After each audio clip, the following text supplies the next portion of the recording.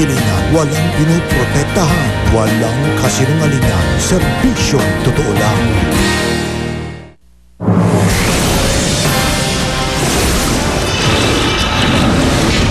Dating Vice Mayor ng Lingayen, Pangasinan at misis niyang lumuwas na Maynila para ipagdiwang ang pagpasa sa bar exams ng anak. Patay sa ambush. Babaeng akala mo'y customer na umo-order sa isang fast food, sa lisigang pala at nakatangay ng cellphone sa isang iglap. Sa Valenzuela naman, riding in tandem ng biktima sa isang burger stand. Huli rin sa CCTV.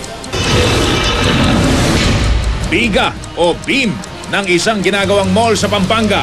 Bumigay, mga trabahador, nabagsakan, di bababa sa 5, sugatan. Dalawang suspect sa pagpatay sa babaeng inilagay sa septic tank. Nakuna ng CCTV matapos umano ang krimen. Dating pulis na isa sa mga natatawid, kumanta. Pero mga kasamahan, todo tanggi sa paratang. Pamilya ng biktima, nagdadalamhati.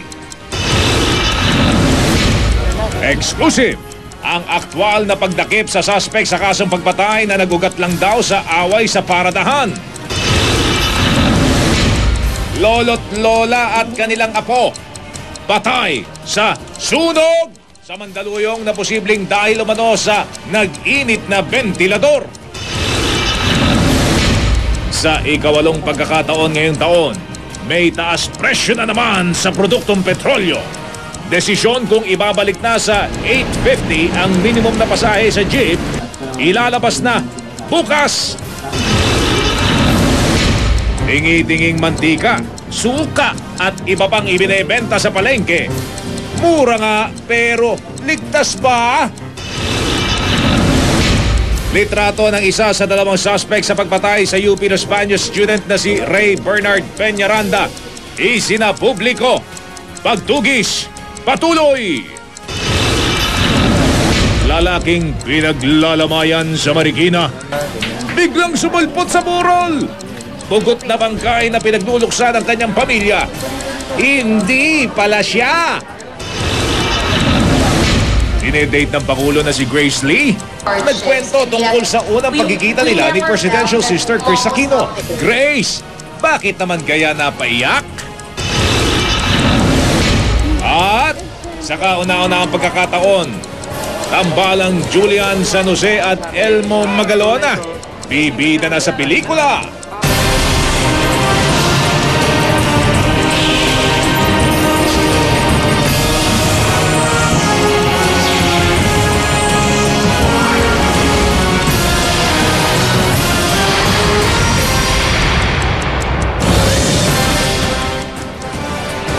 Guilty! Yan ang hatol ng korte sa lalaking binansagang dentista tirador.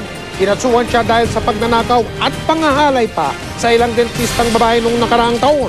Ang kabuuang detalye ng balitang yan, abangan ninyo maya-maya lamang. Mga kapuso, sadyang mabilis po ang operasyon ng tinaguriang salisigan sa Maynila kuha sa CCTV. Ang pagpapanggap ng dalawa umano nilang miyembro bilang customer sa isang kainan para makapagnakaw ng cellphone. At isa pang krimeng nakunan din ng CCTV sa Valenzuela.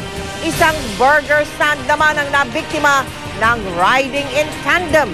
Ang kabuuang detalye ng mga balitang yan, abangan maya-maya lamang.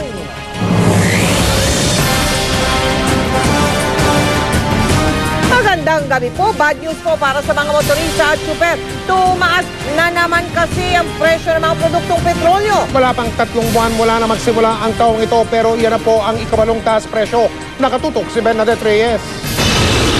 Bago magbago ang presyo sa gasolinahan ito, nakapagpa-full tank pa si Mang Benji. Tumaas din po ng mga 50, mahigit 50 pa rin po. Sayang din yun eh.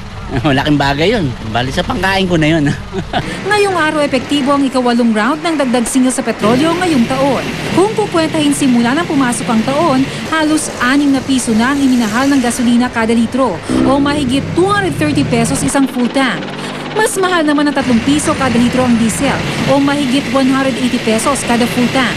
Sa pinakabagong taas presyong ito, ang presyo ng diesel naglalaro na mula 45 pesos at 89 centavos hanggang 49 pesos at 48 centavos. Ang unleaded gasoline naman nasa mula 53 pesos at 73 centavos hanggang 60 pesos at 75 centavos.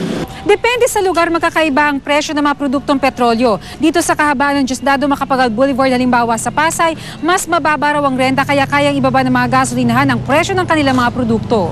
Halimbawa, ang diesel sa estasyong ito, 46 pesos lang kada litro. Ang unleaded gasoline, 55 pesos at 40 centavos. Mas mura dito eh. Laki ng difference. Siguro mga 50 centavos. Pinupull tank na lang para sigurado. Sa kahabaan naman ng Libis sa Quezon City, mas mahal ng mahigit 2 pesos ang kada litro ng diesel at unleaded gasoline. Sumabay na rin sa taas presyo ngayong araw ang isang brand na LPG na malapit nang umabot sa 900 pesos ang bentahan kada tangke. Pero paalala ng Department of Trade and Industry sa mga negosyante, huwag gawing dahilan ng sunod-sunod na dagdag presyo sa petrolyo at LPG para itaas ang presyo ng mga pangunahing bilihin. Napaka-minimal lang ng component ng oil or fuel doon sa produksyon ng mga basic and prime commodities. So hindi siya masyadong nakaka-apekto sa presyo. Patuloy naman ang programang Diskwento Caravan ng DTI kung saan ibinebenta sa mas murang halaga ang ilang bilihin. Bernadette Reyes, Nakatutok, 24 Oras. At ngayong sunod-sunod ng taas presyo ng mga produktong petrolyo, ang kakambal siyempre ay hirit na dagdag pasahe. Maprubahan naman kaya yan, abangan ninyo yan. Maya-maya lamang mga kapuso. Patay sa pamamaril sa Sampaloc, Maynila ang dating vice alcalde ng Lingayen, Pangasinan, pati ng kanyang may bahay.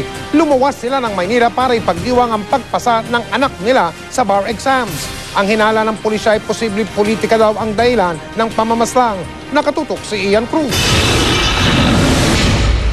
Pasado alas 11 kagabi, sa tapat mismo ng apartment na ito sa Maceda Street sa Sampaloc, Maynila, pinagbabaril sa ulo ng di nakilalang lalaki ang mag-asawang dating Lingayen, Pangasinan Vice Mayor Ramon Arsinue at asawang si Sora Haida na chairwoman ng Barangay Poblasyon. Agad isinugod sa USC Hospital ang mag-asawa kung saan sila idineklarang dead on arrival. Ayon sa investigasyon, bago ang insidente, nanggaling sa isang hapunan sa isang mall sa Pasay ang dalawa at anak nakapapasa lang sa bar exams. Pagbaba ng sasakyan, doon na nangyari ang pamamaril.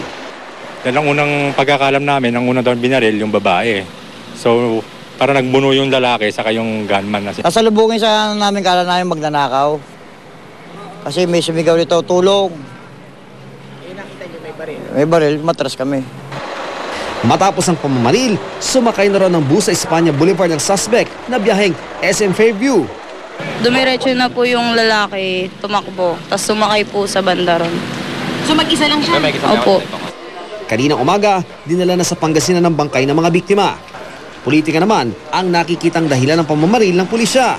March 3, 2011, nang una raw ma-ambush ang mag-asawang Arsinue sa Binmali, Pangasinan, pero nakaligtas ang mga ito. Dinidinig pa rin daw sa Department of Justice ang asunto laban sa dalawang nagtangkang pumatay sa kanila. Ang nakikita naming motibo dito, ang motive of killing ito, more on politics. Bakit, sir? Kasi prior to the incident, meron ng execution ng ambush na naligtasan ng mag-asawa. Batay sa pagsasalarawan ng saksi, ang suspect ay tinatayang 28 hanggang 30 anyos, 5'5 hanggang 5'6 ang taas, payat, kayumanggi, oval ang hugis ng muka, straight ang buhok at singkit ang mata. Sa mga may impormasyon, maaari makipag-ugnayan sa MPD Homicide Section sa 524-4311. Ian Cruz, Nakatutok, 24 Oras.